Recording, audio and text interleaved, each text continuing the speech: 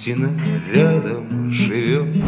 Зарево вспухло, колпак летит, масло как мозг кипит. Солнце село за горой, за приемный, за покой. Приходите, санитары, посмотрите, я какой. Посмотрите, посмотрите, я какой. Добрый вечер. Вечер добрый.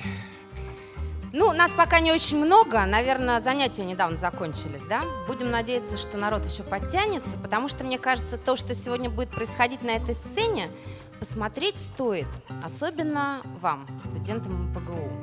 Мы сегодня хотим представить вам проект, который называется «Возвращается ветер». Кто-нибудь помнит, откуда эти строки?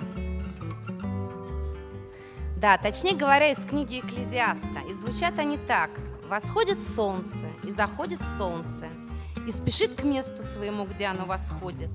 Идет ветер к югу и переходит к северу, кружится, кружится на ходу своем, и возвращается ветер на круги своя».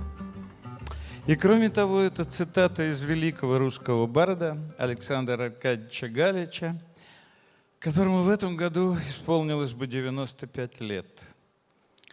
Жизнь подходит к концу, и опять начинается детство. Пахнет мокрой травой и махорочным дымом жилья. Продолжается действо без нас, продолжается действо. Возвращается боль, потому что ей некуда деться. Возвращается вечером ветер на круге своя. Ну, Алексей Анатольевич не случайно вспомнил об Александре Галиче, потому что я думаю, что вы все знаете, видели объявление, видели ролик на сайте. Этот проект «Возвращается ветер», он посвящен жанру авторской песни, жанру замечательному и уникальному. В какой-то мере это возвращение к истокам, отсюда и название. Дело в том, что сегодняшние авторы, я обращаю внимание, что не певцы, да, не исполнители, а именно авторы, которые сами пишут песни, собрались и спели песни основоположников жанра. Михаила Анчарова, Владимира Высоцкого, Булата Акуджавы. И сегодня мы вам эти песни представим, и более того, вы все получите в подарок диски проекта «Возвращается ветер». Ну, а нам, наверное, нужно представиться, мы будем сегодняшний вечер вести. Мы решили назвать его не концертом, а встречей, потому что это действительно встреча. Кстати, если у вас будут вопросы, можете их присылать нам в письменном виде или даже задавать громко. Слышу я хорошо, так что будем надеяться, расслышу. Я вам с огромным удовольствием хочу представить Алексея Анатольевича Морозова. По профессии он очень хороший врач, а по призванию поэт и автор множества песен, в том числе очень популярных, таких, какие поют, например, братья Вадим и Валерий Мищуки. И, кроме того, становление этого жанра авторской песни происходило у Алексея буквально на глазах. И я надеюсь, что мы с вами его сегодня об этом расспросим. И второй соведущий сегодняшнего нашего концерта будет Виктория Скорнякова, журналист, режиссер, автор множества радио и телевизионных проектов, посвященных авторской песне. Виктория Скорнякова. Спасибо.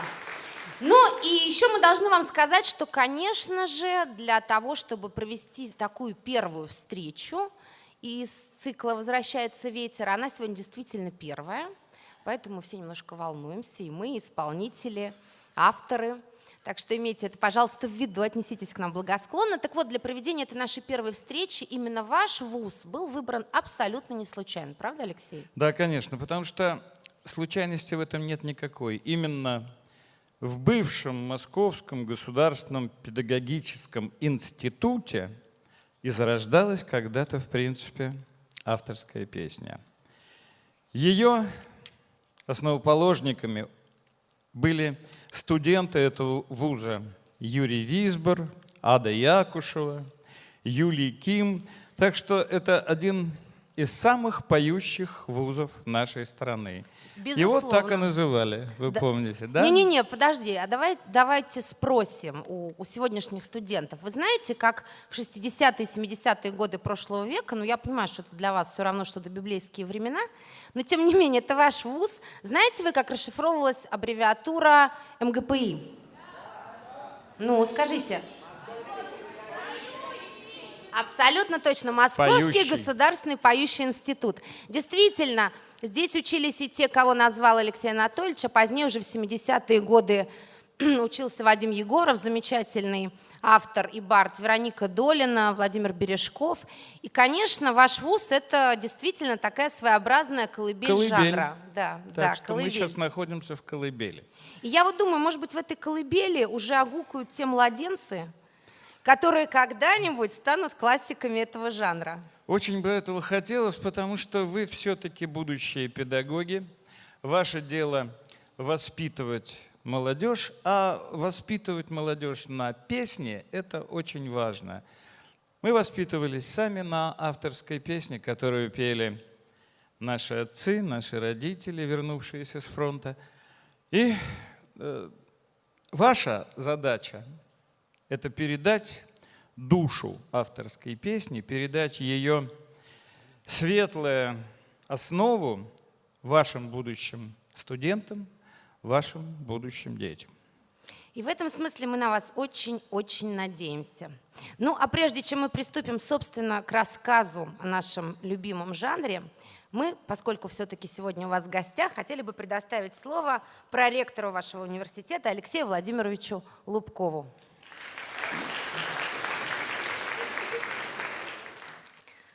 Да, добрый вечер. Алексей Владимирович, хотела бы спросить, верите вы в то, что ваш вуз вырастет новых классиков жанра? Конечно, я верю. Я всегда верю в наш университет, в наш институт, потому что не верить, работая здесь, просто невозможно. Вера – это одна из составляющих, фундаментов нашей альма-матер. Ну, Дорогие прошу друзья, вас, приветственное слово вашим Дорогие студентам и друзья, педагогам. дорогие Вика и Алексей, прежде всего большое спасибо за то, что сегодня, 18 декабря, вы пришли в наш концертный зал, откликнулись на приглашение поучаствовать в этом замечательном проекте. Действительно, вот эта строчка «И возвращается ветер на круги своя», эта строчка, она так западает в душу, поскольку это слова из сакральной священной книги. А для нас с вами это не только слова из песни Александра Галича. Здесь можно продолжить, что это слово, эти слова, они были в русской культуре в советское время таким образом, метафорой того, как в несвободное время, в советской условиях человек может оставаться свободным. И в значительной степени эта свобода ощущалась благодаря авторской песне. Ну, например, если мы вспомним, был такой замечательный кинорежиссер Михаил Калик. У него были прекрасные фильмы, может быть, сейчас немножко забытые, но в свое время, в 60-е, в начале 70-х годов, это был кинорежиссер с очень интересной творческим потенциалом и с очень непростой судьбой. Вот у него последний фильм, который он посвятил воспоминаниям о своей жизни в Советском Союзе в 60-е и 70-е годы, назывался «И возвращается ветер». Это воспоминания. Можно привести книгу воспоминаний другого известного человека, особенно для людей, кто помнит себя в 60-е, в 70-е годы. Был такой автор, он не бард, он был диссидентом, борцом с режимом, Владимир Буковский, который написал книгу воспоминаний, которая тоже называется «Возвращается ветер». И вот этот парафраз, он цепляет. А нас сегодня цепляет то, что мы возвращаемся в нашей многолетней истории действительно к нашим истокам. Тогда, когда после войны пришедшие студенты МГПИ ощущали себя свободными и несли эту миссию не только в стенах нашего университета, но и по всей Москве, по всей стране и даже за ее пределами. И вот это призвание, эта миссия, она навсегда остается с нами, поскольку мы с вами свободные люди, поскольку сам проект, которому уже 141 год, был предназначен для свободных, творческих, культурных, образованных людей. Я надеюсь, что в этом главном возвращение ветра позволит нам ощутить эту атмосферу творчества, свободы, любви, верности, долга и дружбы. Спасибо вам за то, что вы пришли, и удачи нам сегодня в этот вечер. Спасибо. Спасибо вам. Да, спасибо большое, Алексей Владимирович. Ну, пока меня студенты очень приятно удивили тем, что они знают, что их вуз раньше назывался «Поющим». Ну, давайте, Алексей, не будем тянуть кота за хвост, как раньше говорили, и все-таки скажем, потому что Алексей Владимирович тоже говорил, то авторская песня, то бардовская песня. Я думаю, что, может быть, люди, которые первый раз сегодня столкнутся с этим жанром, и наверняка в зале есть и такие, они не могут понять, о чем мы говорим. Ребята, мы говорим абсолютно об одном и том же жанре, который иногда называется авторской песней, а иногда бардовской. Алексей, почему? Сам термин «авторская песня», по-моему, придуман был Владимиром Семеновичем Высоцким. Он говорил о том, что я занимаюсь авторской песней, то есть накладываю свои стихи на какую-то ритмическую основу и сам их исполняю. Поэтому авторская или бардовская песня — это три единства: автора стихов, автора музыки и исполнителей их в одном лице.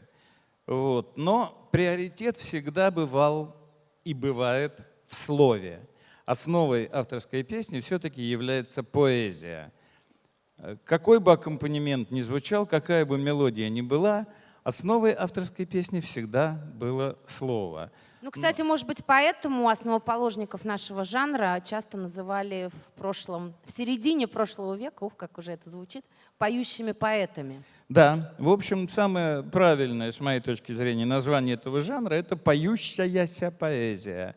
А барды — это слово кельтское, это древние певцы-сказители у кельтских племен, проживавших на нынешних территориях Ирландии, Шотландии, и популярность этих певцов, бардов, была огромна.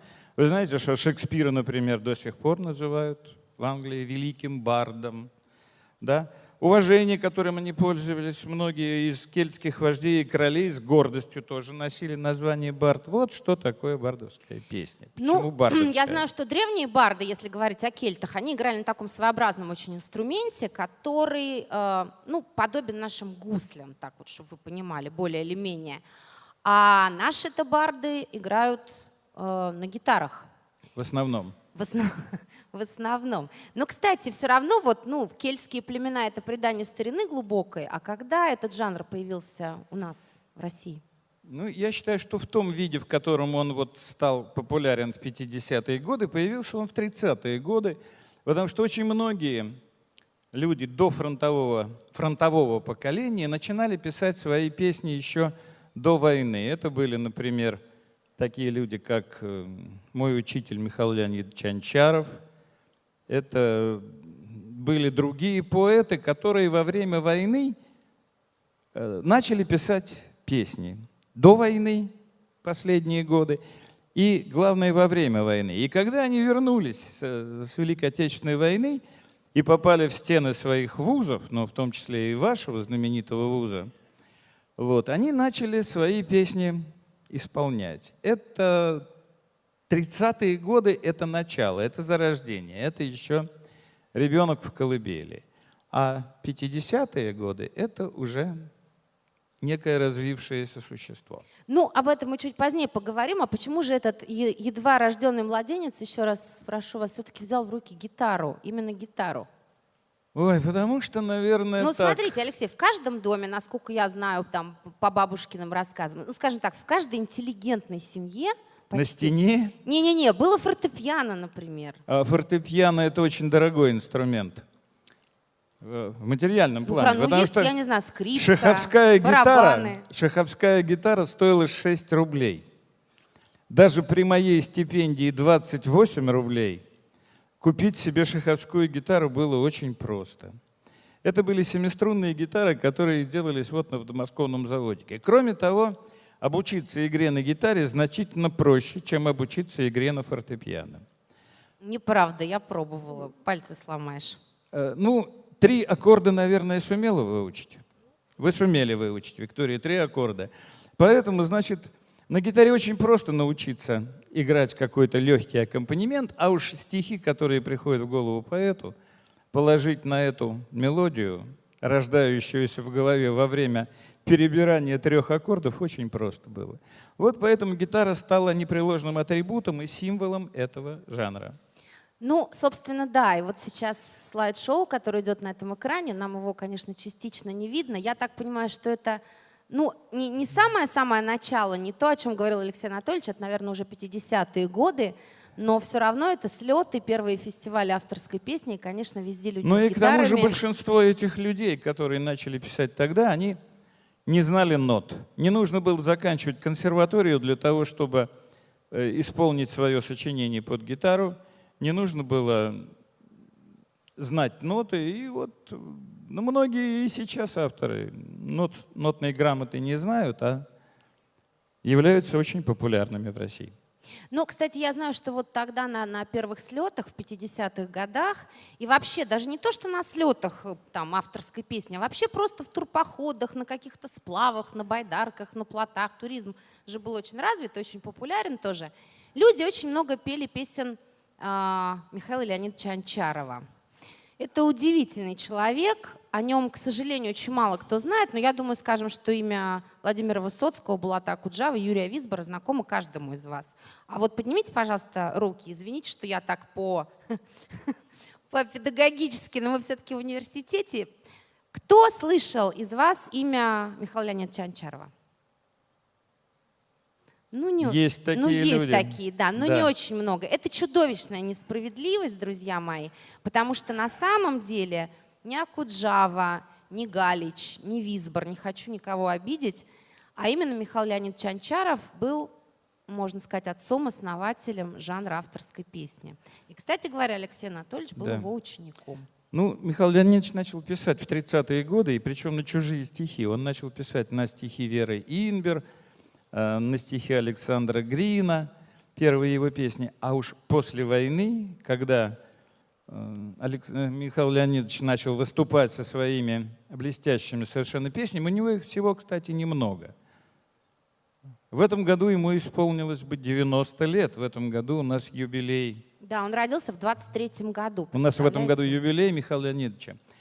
И этот человек тогда стал основоположником практически этого жанра. Даже сам Александр Аркадьевич Галич, самый великий, как считается, бард России того времени, научился играть на гитаре, услышав, как поет свои песни Михаил Анчаров.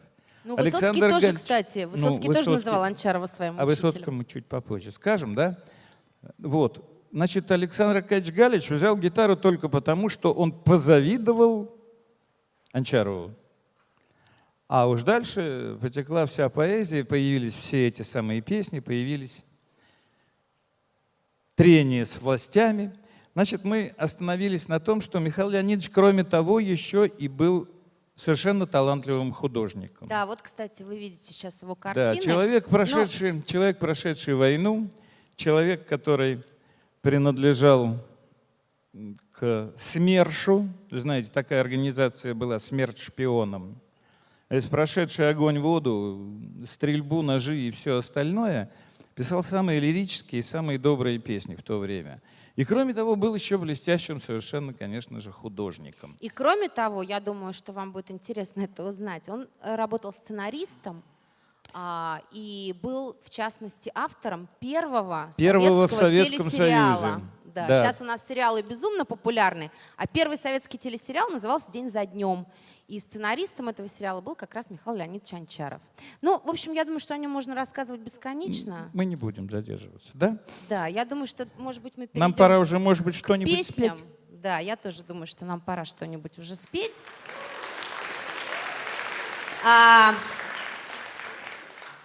И я вам сказала, что Алексей Анатольевич замечательный поэт. Вот сейчас у вас будет возможность в этом убедиться, потому что как раз наш музыкальный блок, посвященный Михаилу Леонидовичу Анчарову, по справедливости, как его ученик, открывает Алексей Морозов.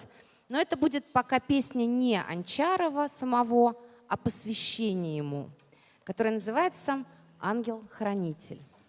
Я не выбрал бы сам эту песню для сегодняшнего концерта, на самом деле. Не потому, что она не посвящена Анчарову, там даже упоминается его имя. Посвящена-то она моему ангелу-хранителю. Поэтому там будет очень много слова «я».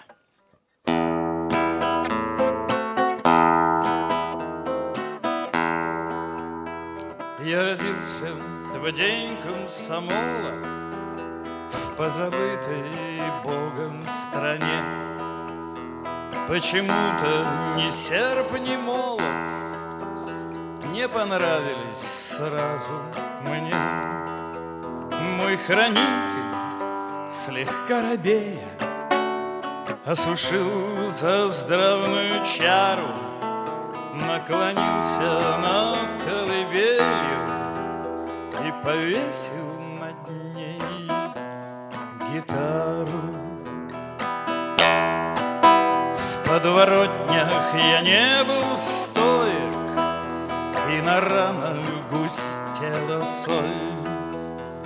Но гитара с битловским строем, как бальзам, врачевала боль. И красотки, прошу прощения, невзирая на то, что юн ворковали от восхищения, да это ангел касался струн. Не хватало порой отваги подпевать запрещенный гимн, но при этом мои форшлаги не мешали звучать другим. Псы легавые все ворчали, только я был предельно горд, ибо мой учитель Анчаров подтверждал, что звучит аккорд. По утрам под рассол капустный я за кухонным пел столом, а с небес пожилой и грустный мне хранитель грозил крылом.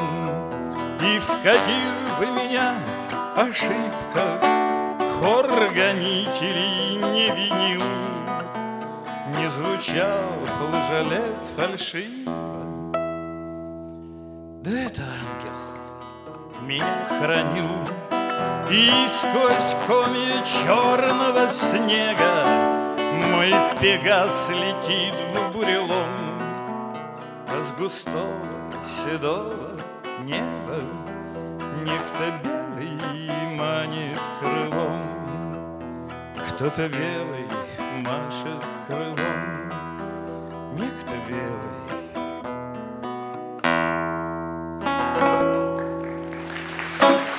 Спасибо. На самом деле, знаете, я вот смотрела, сейчас слушала Алексея Анатольевича, подумала о том, что, конечно, любая история жанра песенного и вообще истории песен — это всегда история страны в той или иной мере, потому что, ну, не бывает одно оторвано от другого. Поэтому, наверное, мы сегодня будем вспоминать и рассказывать о таких реалиях, о которых вам, может быть, рассказывали родители или бабушки с дедушками, или, может быть, вообще никто не рассказывал. Но мы очень надеемся, что с помощью этих песен вы как-то проникнетесь этим духом и того времени, когда они были созданы, и тех людей, которые, собственно говоря, их создавали. Я теперь хочу пригласить на сцену Александра Ткачева. Да, Александр Ткачев — это человек, который очень много лет занимается исполнительством и сочинительством собственных песен. Сегодня, ну, мы знакомы с Александром очень давно, года, наверное, с 68-го века. Да, прошлого века. Да. Прошлого века. И повстречавшись с ним в одном из наших студенческих лагерей, мы тогда часто вели лагерную жизнь, услышали песни в исполнении друг другу. Я услышал, как Александр Петрович поет моего учителя Александра Галича. Сегодня выбрана песня «Баллада об относительности возраста». Она записана вот на одном из дисков, который у вас на руках есть. И, кстати, одна из моих самых любимых анчаровских песен. Она была написана в 1961 году. Ну, я прикинул год рождения Анчарова, и значит, по тексту вы поймете. Итак, баллада об относительности возраста. Не то весна, не то слепая осень, не то сквозняк, не то не повезло. Я вспомнил вдруг, что мне уж 38, пора искать земное ремесло. Я вспомнил вдруг, что мне уж 38, пора искать земное ремесло. Пора припомнить, что земля поката, что люди спят в постелях до зари, что по дворам до самого заката идут в полет чужие сизари, что по дворам до самого заката идут в полет чужие сизари. Пора грузить пожитки на телегу, пора проститься с песенкой лихой, пора ночлег давно считать ночлегом и хлебом хлеб, а песни шелухой.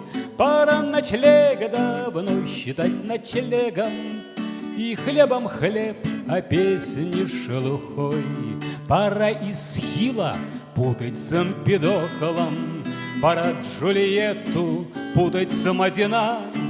Мне 1000 лет романтика подохла, Кузьма Иваныч пляшет у окна. Мне 1000 лет романтика подохла, Кузьма Иваныч пляшет у окна. Кузьма Иваныч, пестрая собака, твой хвост общипан, голова рыжа. А знаешь ли ты, пестрая собака, как на луну выходят сторожа? А знаешь ли ты, пестрая собака, как на луну выходят сторожа? Как по ночам ревут аккордеоны, как мир смеется в грохоте ракет, как по глазам девчонок удивленных бредет мечта о звездном языке. Как по глазам девчонок удивленных бредет мечта о звездном языке. Чтобы земля, как сад благословенный, произвела людей, а не скотов, чтоб шар земной помчался по вселенной, пугая звезды запахом цветов.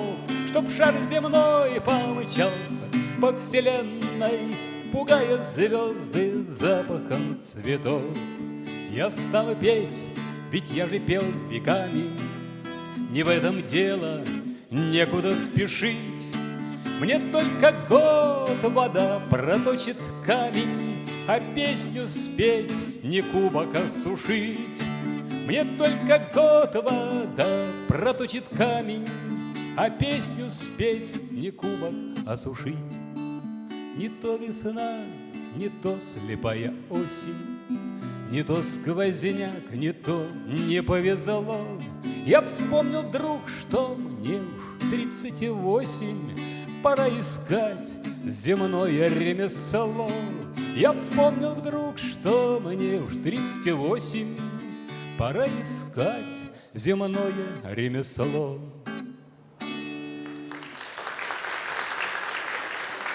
Спасибо. Вы знаете, я на самом деле вот могу о себе сказать, Алексей, что я в детстве очень любила читать. Ну, я и сейчас люблю читать. Ну, знаете, такие книжки бумажные, не электронные, их тогда еще не было. И как-то мне попалась книга Михаила Анчарова, и получилось так, что я познакомилась с его прозаическими произведениями раньше, чем с его песнями.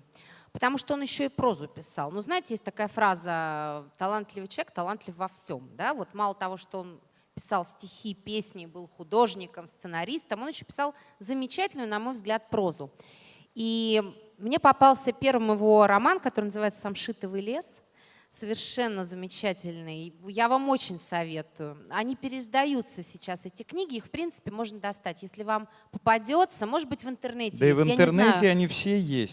то почитайте, вы получите просто огромное удовольствие. Мне кажется, их надо читать именно в студенческом возрасте, потому что это все романы и повести его, они таких о бунтарях, знаете, о людях, которые не хотят жить как все. Вот в этом романе «Самшитовый лес», например, есть такая фраза: «Никто не знает, кому дано сказать для жизни главное слово, но каждый должен пытаться его выговорить». По-моему, замечательно. Да. Вот давайте у нас сейчас Сергей Светлов попробует выговорить свое главное слово. Мы его приглашаем на эту сцену. Вот, Сергей Светлов — это автор, композитор и автор музыки. В данном случае Сергей будет выступать как автор музыки, так я понимаю, да? Да, да. Вот. Потому что как раз стихотворение, давайте попробуем думать сами, оно входит как раз, по-моему, в «Самшитовый лес». Ну, не буду врать, да, или в повесть «Этот синий апрель». «Синий апрель», по-моему. Прозу. Ну, посмотрим. А Сергей написал музыку. И сейчас мы Вы знаете, Владимир Семенович Высоцкий, вы помните, он считал Михаила Анчарова своим учителем. Да, мы сказали об этом. Сказали, да, об этом? А И? сейчас мы все вот учимся у них. Связь Итак, баллада о связь 20 поколений. веке. Связь времен. Давайте попробуем думать сами. Давайте вступим в 20 век. Слушай, 20-й, мне некуда деться. Ты поешь у меня в крови, и я принимаю твое наследство по праву моей безнадежной любви. Дай мне в дорогу, что с воза упала, вой электричек, огонь во мгле. Стихотворцев много, поэтов мало, а так все обычно, отлично на нашей земле. Прости мне век танцевальные ритмы, что сердцу любо, зато и держись, поэты-слуги. Одной молитвы мы традиционны, как мода жить. Мы дети эпохи, атомная копоть, рыдают оркестры на всех площадях. У этой эпохи свирепая похоть, все дразнится морда, детей не щадя.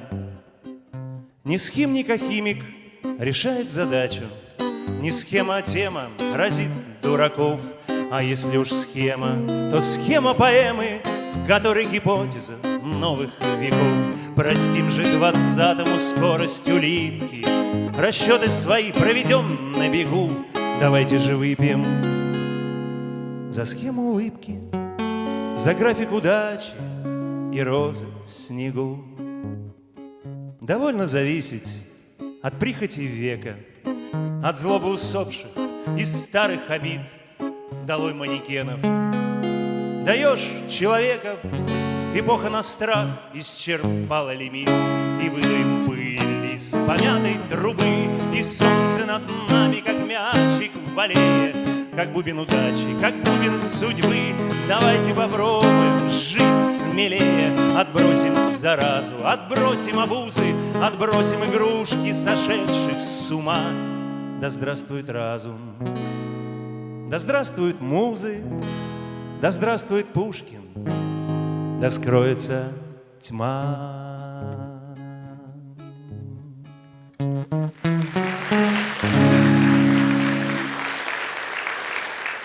Спасибо, Сергей. Мне кажется, что вот Спасибо. эти слова на самом деле «Да здравствует муза, да скроется тьма», они мы вообще могли стать девизом всего этого жанра.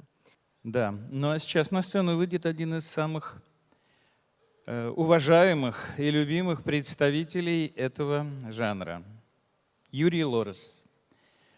Юрий Лорес близок мне еще и потому, что является моим астральным братом.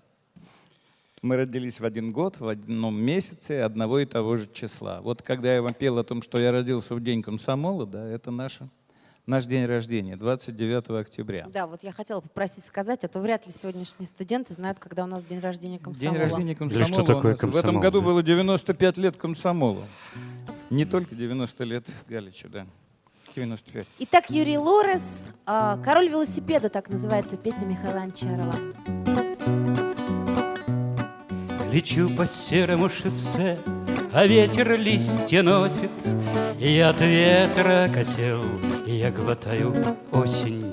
Я распрощался навсегда со школою постылой, и в лужах квакает вода, как пробки от бутылок.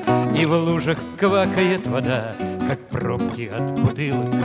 Я пролетаю над землей, и весело, и ледисто, и даже ветер изумлен, и велосипедисты. Кукушка хнычет, оглянись, кукушка, перестаньте. Кукушка, вы же анахронизм, вы клякса на диктанте. Кукушка, вы же анахронизм, вы клякса на диктанте.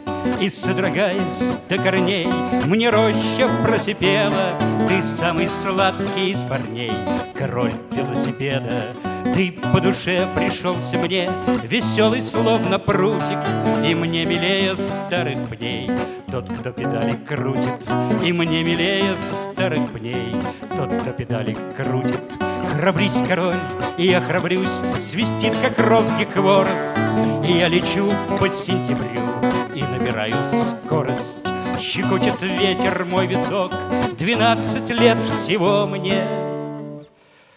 А дальше хуже было все, и дальше я не помню. Вот вы не видели, Алексей Анатольевич, и Юрий не видел, а там на экране пионеры, просто детство наше. Да дело в том, что Юрий Львович, который катается по всему миру со своими песнями, которого любят везде, и в Европе, и в Америке, и где угодно, и в Израиле, он точно совершенно знал, какую песню спеть на этом самом диске, который у вас в руках. Возвращается ветер, потому что следующая песня, которую он будет петь, она близка ему, и мне, и всем, потому что обязательно на каждом слете авторской песни, в каждом лесу, у каждого костра один раз эта песня за вечер точно исполнялась. Правда, Юрий Львович? Да. А может быть и два. И она вообще-то была включена, хотя написана была раньше, в тот самый сериал «День за днем», о котором вы говорили. Да. Тихо капает вода, кап-кап, намокают провода, кап-кап. За окном моим беда, завывают провода. За окном моим беда, кап-кап. За окном моим беда, завывают провода. За окном моим беда, кап-кап. Капли бьются о стекло, кап-кап. Все стекло заволокло, кап-кап. Тихо-тихо утекло счастье моего тепло. Тихо-тихо утекло, кап-кап. Тихо-тихо утекло счастье моего тепло. Тихо-тихо утекло, кап-кап. День проходит без следа, кап-кап. Ночь проходит, не беда, кап-кап. Между пальцами года просочились, вот беда. Между пальцами года, кап-кап. Между пальцами года просочились, вот беда. Между пальцами года, кап-кап.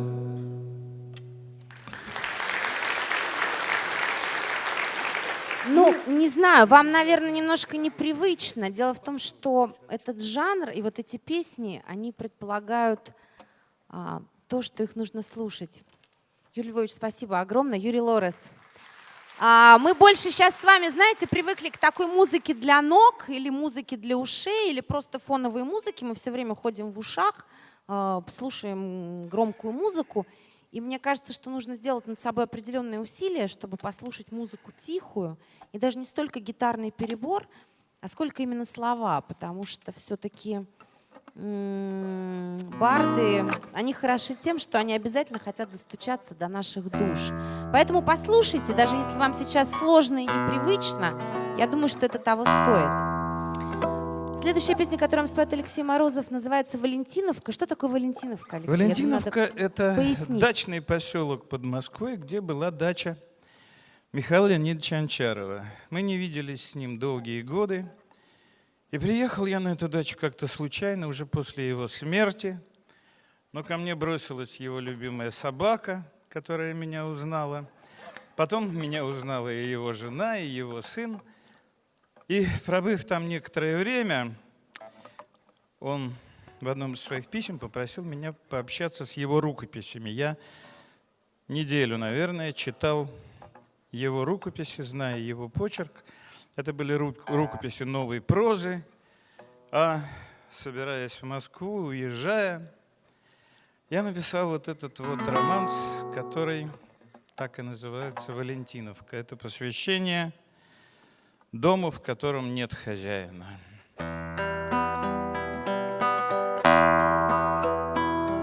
В сумке кожаной богатство в виде сложенной бумаги, сигаретной мятой пачки, зажигалки и ключа. Это я возьму с собою, как улики оправдания, как приметы примирения, влага в ступе горяча. Деревянная калитка отзовется по привычке, проскулит: прощай, хозяин, возвращения не дождусь. И на гравии оставят каблуки следы зарубок, указатели на случай, если снова заблужусь. Вероятность возвращения до обидного ничтожна, и в продрогшем доме будет домовой чихать в печи. Я ему оставлю сливок, коробок с десятком спичек, 2 окурка, пол конфеты и подсвечник без свечи.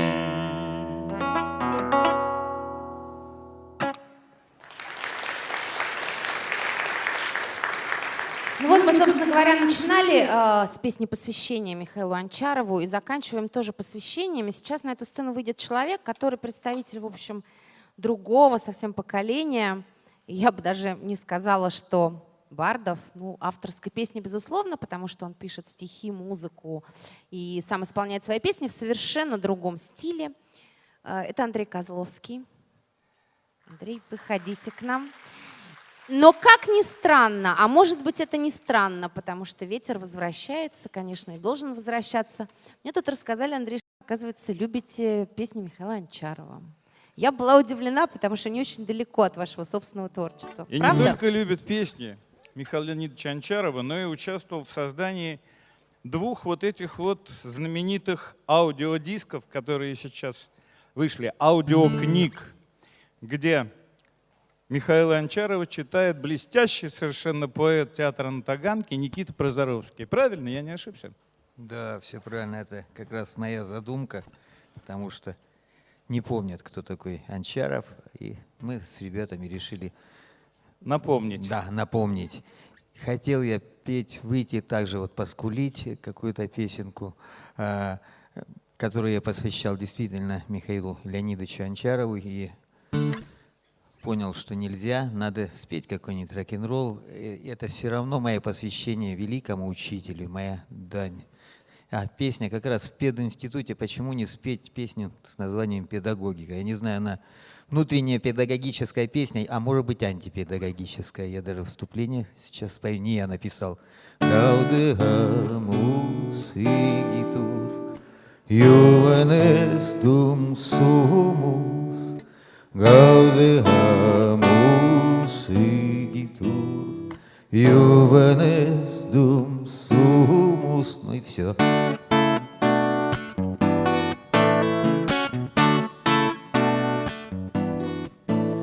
Если не вникать, то педагогика — это непрерывно об одном и том же. А самое главное там вроде как, что научить нельзя, а научиться можно. Я терпеть ненавижу чернила на пальцах, мне противно лодырю день ото дня.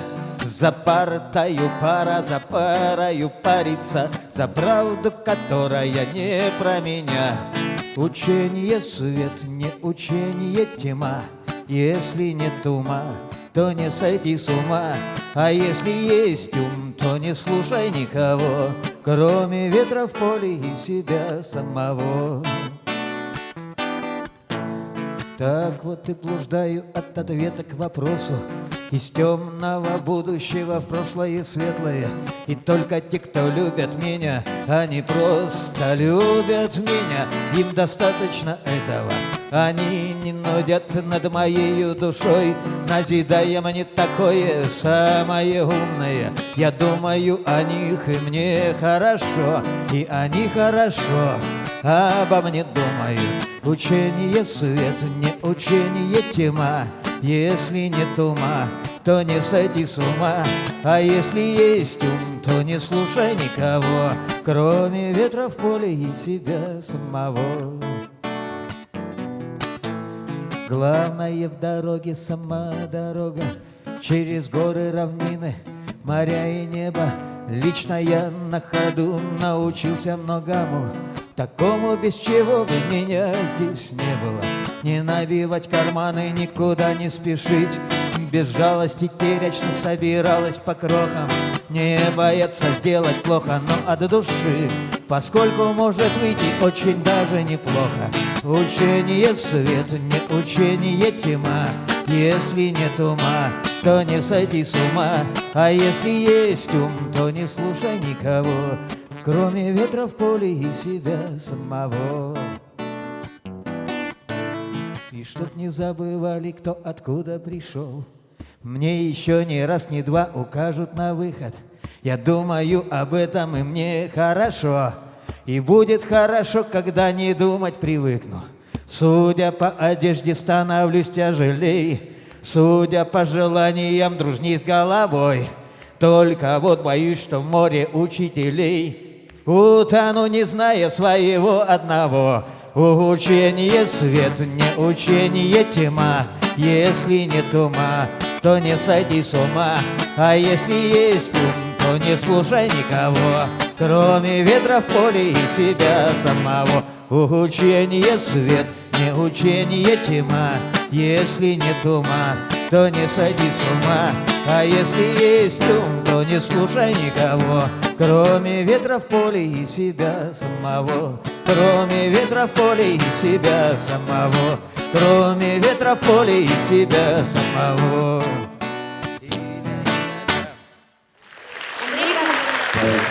Андрей Козловский. Про Андрея будет такая, кстати, шутка, ребят. И вот она какая современная авторская песня. Да, ну, в современной авторской песне много есть и поджанров, и всего другого. А Андрей у нас один из... Они все привирают. Я с ними начинал. Дело в том, что мне уже 55 лет, они все про меня врут. Нет, Я... мы ничего не врем. Нет, мы Ну, о про тебе тебя же ничего хоть Я не такая современная шутка. авторская песня, я такой же, как они. Тоже скулю все время у костра под гитару. Так что Все нормально, да. А Нет, также просто- вместе играем рок-н-роллы. Не Просто забывай про этого Андрея тоже. барды говорят, какой же он бард, он рокер, а рокеры говорят, какой же он рокер, он бард. бард, да. Ну, в общем, это совершенно не важно, как вы понимаете, авторская песня допускает абсолютное смешение жанров.